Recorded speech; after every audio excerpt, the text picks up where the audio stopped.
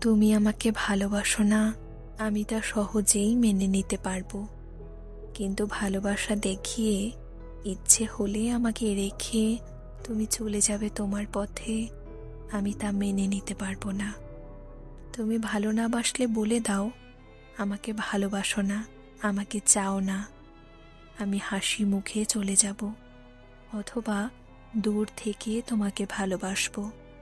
একতরফা ভালোবাসা সুন্দর, কোনো চাওয়া নেই, পাওয়া নেই, কোনো স্বার্থ নেই, নিজস্ব কোনো দুঃখ বোধ নেই।